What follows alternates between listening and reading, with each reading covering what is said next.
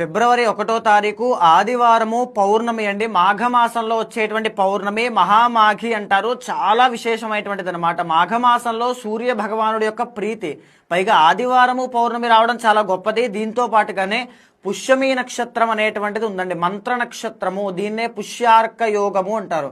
ఎంత గొప్పది అంటే ఎవరైనా చేసిన పాపాలు కడుక్కోవడానికి కానీ, లేకపోతే ప్రాయశ్చిత్తం చేసుకోవడానికి కానీ, కోరిన కోరికలు నెరవేర్చుకోవడానికి కానీ చాలా గొప్పది అనమాట. జాబ్స్ లేని వాళ్ళు కానీ, మ్యారేజ్ అవ్వట్లేదని వాళ్ళు కానీ, సంతానం కలగట్లేదని కానీ, లేకపోతే హెల్త్ ఇష్యూస్ విపరీతంగా ఉన్నాయనుకున్న వాళ్ళకి ఇది బాగా ఉపయోగపడుతుంది. ఆ రోజు చేయాల్సింది ఏంటంటే, దగ్గరలో నది కానీ సముద్రము కానీ ఉంటే స్నానం తప్పకుండా ఆచరించండి. రెండోది ఏంటి అంటే, ఆ రోజున నాన్ వెజ్ తినడం కానీ, లేకపోతే చెడ్డ పనులు ఏదైనా చేయడం కానీ అస్సలు చేయొద్దు. హెయిర్ కట్ చేయడం కానీ, గోర్లు తీయడం కానీ ఏది చేయొద్దండి. ఆ రోజు చాలా పవిత్రమైనటువంటి రోజు. ఏమి ఆలోచిస్తారో, ఏం చేస్తారో అలాంటివే జీవితంలో ఎక్కువగా జరుగుతూ ఉంటాయి.